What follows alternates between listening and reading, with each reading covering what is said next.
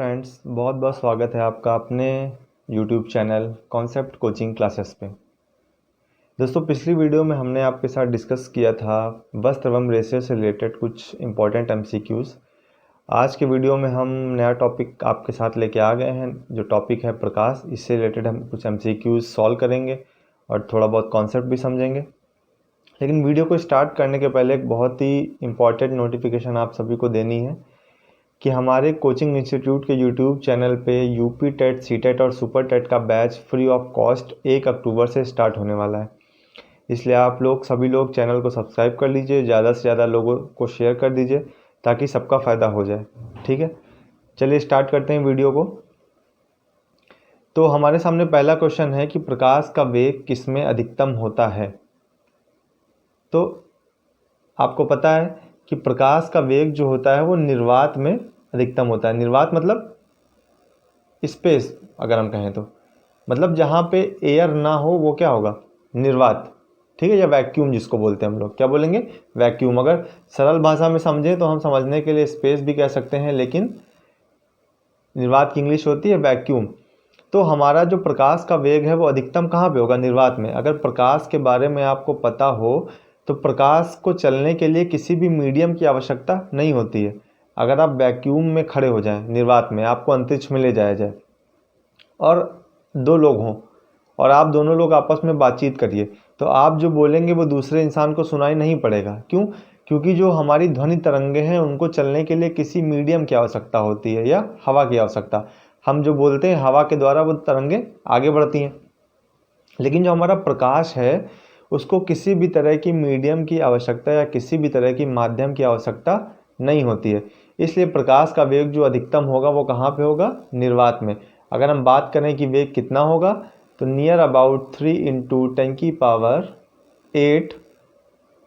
Centimetre पर second. ठीक है, तो 3 इंटू 10⁸ मीटर पर सेकेंड जो होगा वो प्रकाश का वेग होगा कहाँ पे, निर्वात में। ठीक है, तो इसका करेक्ट आंसर क्या होगा, निर्वात।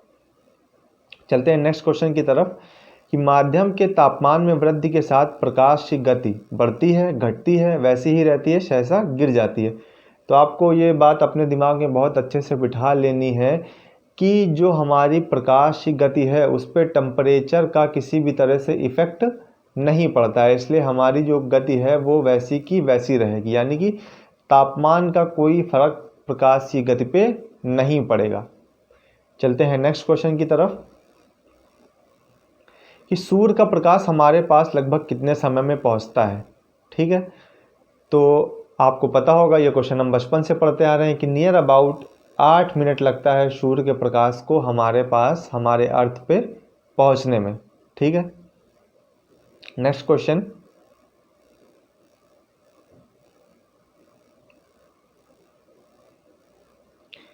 पानी में डूबी हुई लकड़ी मुड़ी हुई दिखाई देती है, क्यों? प्रकाश का परावर्तन, प्रकाश का विवर्तन, अपवर्तन और प्रकाश का विसर्जन। तो इसका करेक्ट आंसर क्या होगा, प्रकाश का अपवर्तन। अपवर्तन की अगर बात हम करें थोड़ी सी, तो अपवर्तन का अर्थ होता है कि मान लीजिए एक रे ऐसे जा रही है किसी मीडियम में, मान लीजिए एयर में चल रही है। ठीक है, अचानक से ये रे प्रकाश की पानी में चली जाए तो ये क्या होगी, अपने मार्ग से थोड़ा सा भटक जाएगी। ठीक है, तो इसी घटना को हम बोलते हैं अपवर्तन, कि प्रकाश की किरण चल रही हो और एक माध्यम से दूसरे माध्यम में जाए और वो अपने मार्ग से थोड़ा सा हट जाए, तो इसको हम क्या बोलेंगे, अपवर्तन। सपोज दैट ये हमारा एक मीडियम है, मीडियम 1 और मीडियम 2। एक एयर ऐसे आ रही है मीडियम 1 से। ठीक है, अभी तक ये सीधा चल रही है, लेकिन मीडियम 2 में क्या होगी, ये अपने रास्ते से थोड़ा सा मुड़ जाएगी। ठीक है, इसको बोलते हैं प्रकाश का अपवर्तन। तो यानी जो इसका सही आंसर होगा वो क्या होगा, प्रकाश का अपवर्तन। अपवर्तन के कारण ही अगर पानी में लकड़ी डालें तो वो हमें थोड़ा सा तिरछी दिखती है, मुड़ी हुई, क्योंकि जो प्रकाश की किरण जा रही है वो भी अपने रास्ते से क्या हो रही है, मुड़ रही है।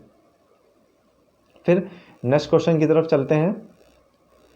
पूर्ण आंतरिक परावर्तन होता है जब प्रकाश की किरण विरल माध्यम से सघन माध्यम की ओर, आपतन कोण क्रांतिक कोण से अधिक, सघन माध्यम से विरल माध्यम, आपतन कोण क्रांतिक कोण से अधिक, विरल माध्यम से सघन माध्यम, सघन माध्यम से विरल माध्यम। तो आपको बहुत अच्छे से याद रखना है कि जो ये पूर्ण आंतरिक परावर्तन होता है वो 2 शर्तों पे डिपेंड करता है। पहली क्या, कि हमारी जो किरण है वो सघन माध्यम से विरल माध्यम में जानी चाहिए, और अपवर्तन कोण क्या होना चाहिए, क्रांतिक कोण से अधिक हो जाए। ठीक है, तो यानी इसका सही ऑप्शन क्या होगा, बी।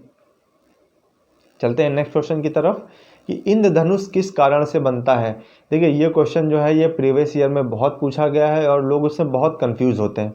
ठीक है, तो आपको ये बात अच्छे से याद रखनी है कि जो इंद्रधनुष बनता है वो अपवर्तन और परावर्तन दोनों के कारण बनता है।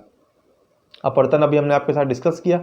परावर्तन क्या होता है कि सपोज दैट एक रे आ रही है, ठीक है, अपवर्तन में क्या था कि वो अपने मार्ग से थोड़ा सा भटक गई, लेकिन परावर्तन का मतलब क्या होता है कि एक रे आई, किरण आई और टकरा के वापस जैसे आई थी वैसे ही लौट गई, इसको बोलते हैं परावर्तन।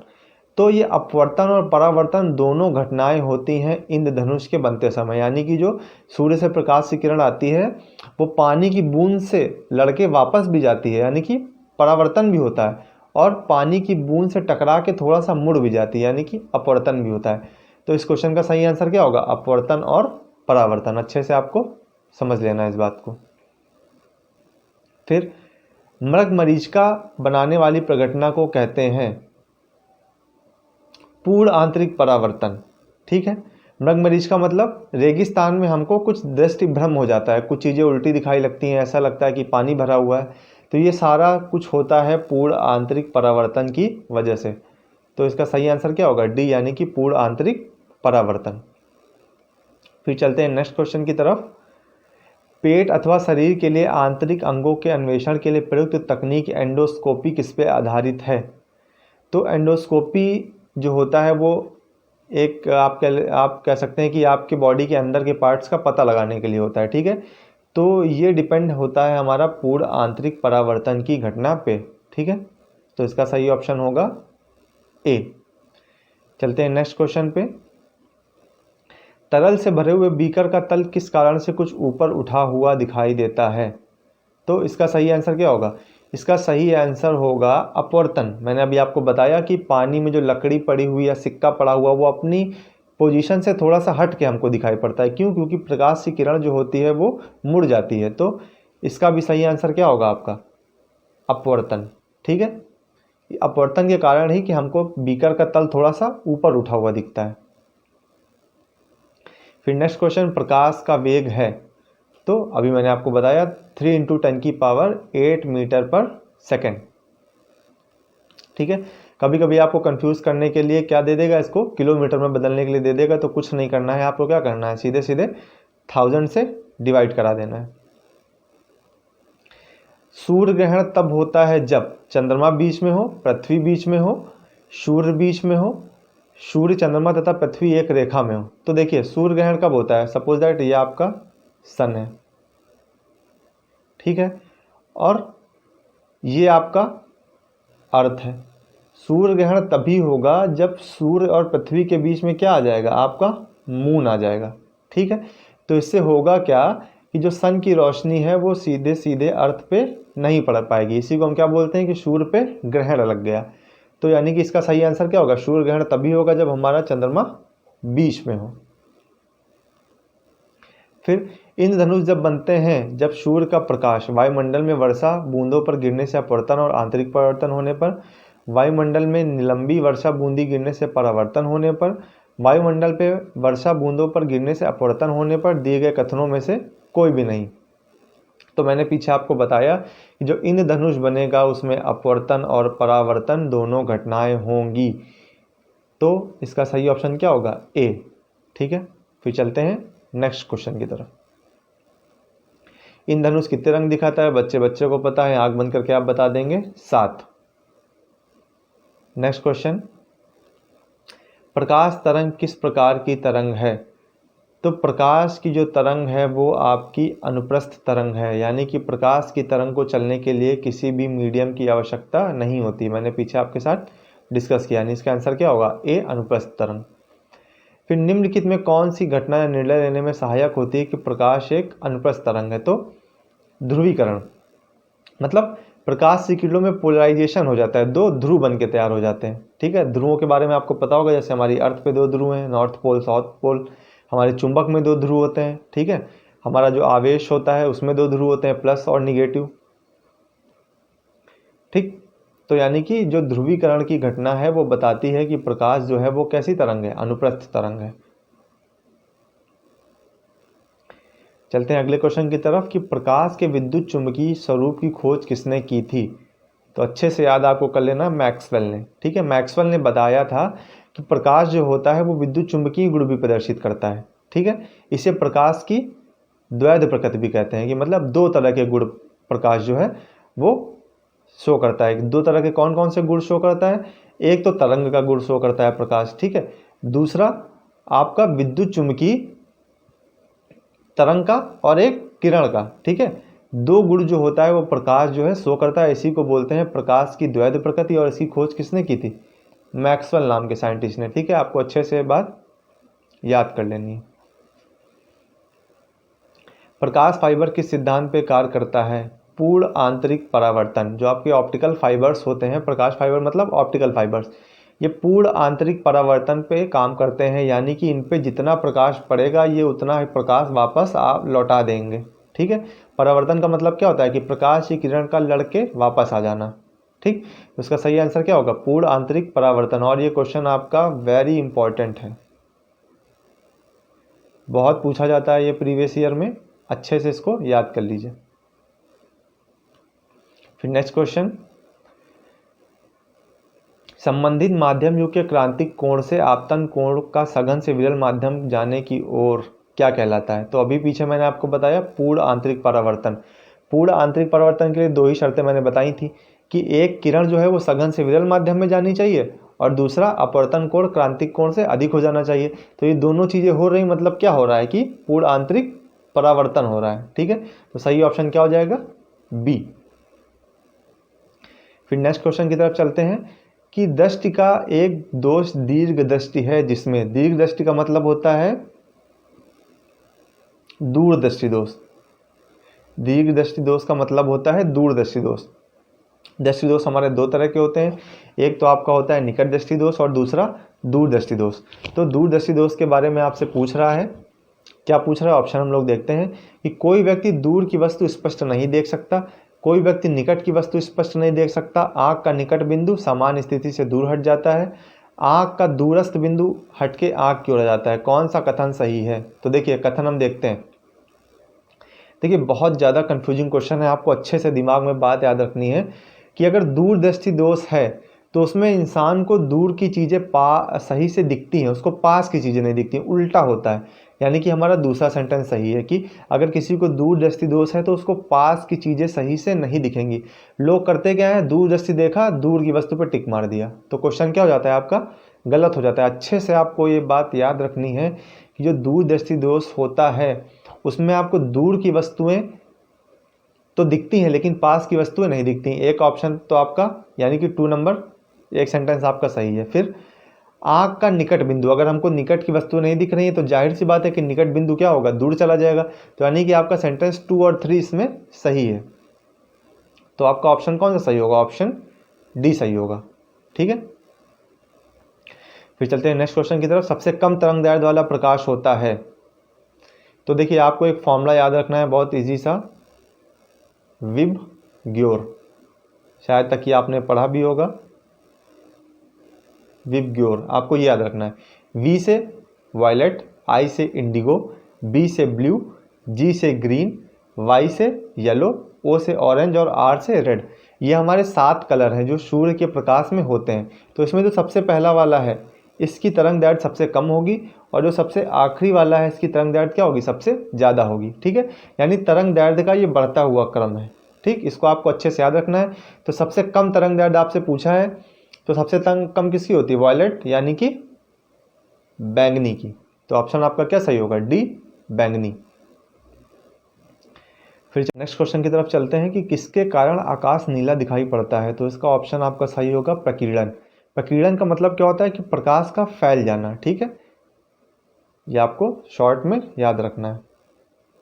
फिर जब प्रकाश की किरण एक माध्यम से दूसरे माध्यम में जाती है तो तरंग दैर्ध्य समान रहती है, आवृत्ति समान रहती है, आवृत्ति बढ़ जाती है। तो आपको याद रखना है कि जब प्रकाश की किरण एक माध्यम से दूसरे माध्यम में जाती है तो उसकी आवृत्ति यानी फ्रिक्वेंसी पे कोई इफेक्ट नहीं पड़ता है, वो एज इट इज़ रहती है, सेम रहती है। ठीक है, उसका सही ऑप्शन क्या होगा? बी। नेक्स्ट क्वेश्चन कि यातायात सिग्नलों में लाल प्रकाश प्रयुक्त किया जाता है क्यों? खून का रंग लाल है, प्राणी लाल रंग पहचान सकते हैं, लाल खतरे का प्रतीक है। तो इसका ऑप्शन आपका क्या सही होगा? सी, लाल रंग सबसे कम परिक्षेपित होता है, यानी कि लाल रंग जो होता है वो छिटकता नहीं है, उसमें विक्षेपण क्या होता है? बहुत कम होता है, इसलिए हम मोस्टली लाल रंग के सिग्नल बनाते हैं। फिर समुद्र नीला प्रतीत होता है, तो इसका ऑप्शन आपका होगा सही बी, आकाश के परावर्तन और प्रकाश के प्रकीर्णन के द्वारा। ठीक है, प्रकीर्णन मैं आपको समझा चुका हूँ। प्रकीर्णन का मतलब क्या होता है कि प्रकाश किरण का फैलना रंग का। फिर एक काटा हुआ हीरा क्यों जगमगाता है? तो इसका सही ऑप्शन आपका होगा पूर्ण आंतरिक परावर्तन के कारण। ठीक है, जो प्रकाश का किरण है जब तक वो पूरी वापस लौट के नहीं आएगी तब तक कोई चीज़ चमकेगी नहीं। ठीक है, तो हीरे में बहुत सारी लेयर्स होती हैं, तो हर लेयर से प्रकाश टकरा के आपकी आंखों पे पड़ता है, इसलिए हीरा हमको जगमगाता हुआ दिखाई देता है। ठीक है, यानी कि इसका सही ऑप्शन क्या होगा? सी। चलते हैं नेक्स्ट क्वेश्चन पे कि सूर्योदय और सूर्यास्त के समय वायुमंडल में लालिमा क्यों छा जाती है? तो इसका सही ऑप्शन क्या होगा? इसका सही ऑप्शन होगा प्रकाश के प्रकीर्णन के कारण। क्यों?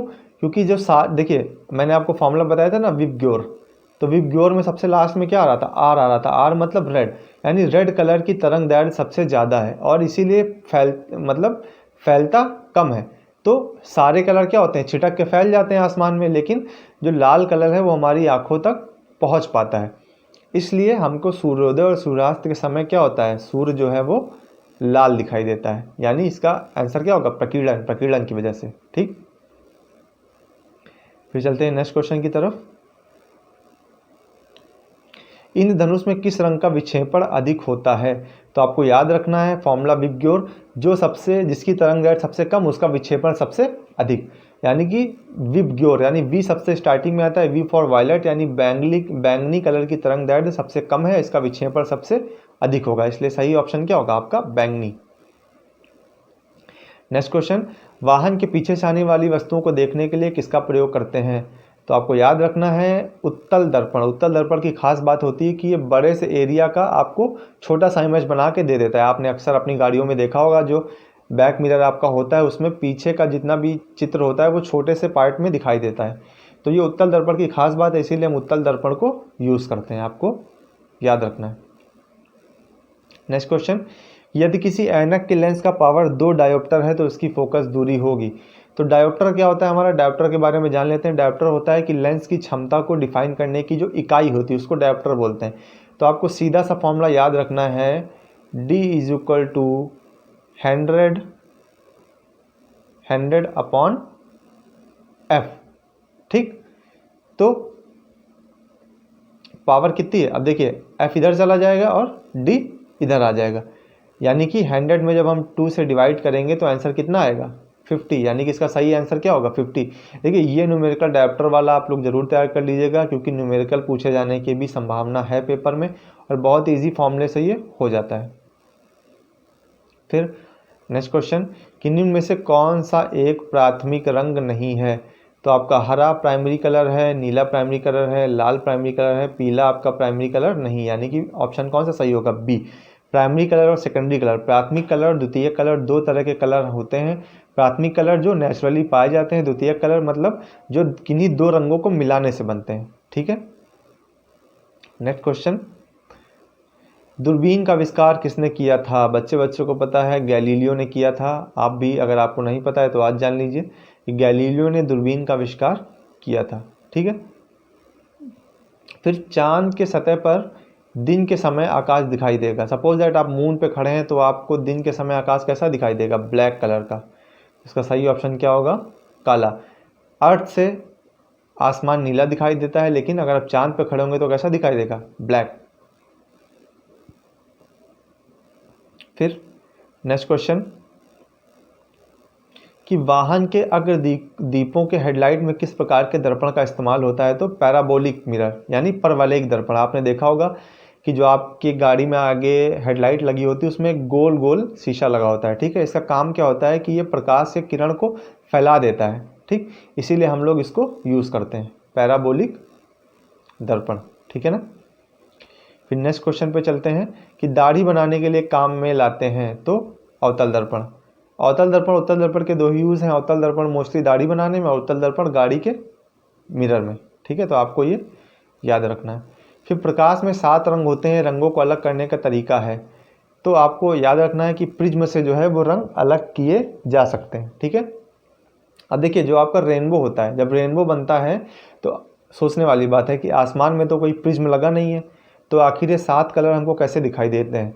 तो आपको याद रखना है जो रेनबो बनता है, जो वाटर की बूंद होती है उसमें से जब प्रकाश की किरण गुजरती है तो वो 7 रंगों में डिवाइड हो जाता है। यानी कि प्रिज्म का काम क्या करती है, वाटर की बूंद यानी पानी की बूंद जो होती है वो आपका प्रिज्म का वर्क करती है रेनबो बनने के समय। ये भी बात आपको याद रखनी है, क्वेश्चन घुमा के भी पूछ सकता है। यानी कि जो हमारा प्रिज्म है वो 7 रंगों को अलग कर सकता है, ठीक है। नेक्स्ट क्वेश्चन, लाल कांच को अधिक ताप पर गर्म करने पे वो दिखाई देगी तो ग्रीन, ठीक है। लाल कांच आप लीजिए, उसको गर्म करिए तो वो आपको ग्रीन दिखाई देगी। प्रकाश का रंग निश्चित किया जाता है वेग द्वारा, आयाम द्वारा, तरंग दैर्ध्य द्वारा या आवृत्ति द्वारा। तो इसका सही आंसर क्या होगा, तरंग दैर्ध्य, ठीक है। यानी कि जो आपकी तरंग दैर्ध्य होगी, तरंग दैर्ध्य को किससे प्रदर्शित करते हैं, लैम्डा से, ठीक है। सबसे ज़्यादा तरंग दैर्ध्य किसकी होती है, रेड की, सबसे कम वॉयलेट की, ठीक है। विबग्योर मैंने बताया था आपको। फिर नेक्स्ट क्वेश्चन, तारे आकाश में जितनी ऊंचाई पे होते हैं वे उससे अधिक ऊंचाई पे प्रतीत होते हैं, क्यों। इसका ऑप्शन क्या होगा, वायुमंडलीय अपवर्तन। अपवर्तन मैंने बताया था कि किरण चल रही हो, चलते चलते अपने रास्ते से भटक जाए। तो जब तारे से, ये मान लीजिए तारा है, तारे से किरण निकली तो एटमॉस्फेयर में कई सारी लेयर है ना, कई सारी गैसें हैं, तो इन सबसे गुजरती हुई तारे की लेयर आती है, ठीक है। तो कई बार वो अपने रास्ते से क्या होती है, भटकती है।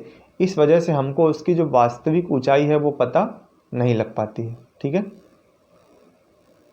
तो इसलिए इसका सही ऑप्शन क्या होगा, वायुमंडलीय अपवर्तन, ठीक है। नेक्स्ट क्वेश्चन, साबुन के पतले झाग में चमकदार रंगों का बनना किस घटना का परिणाम है।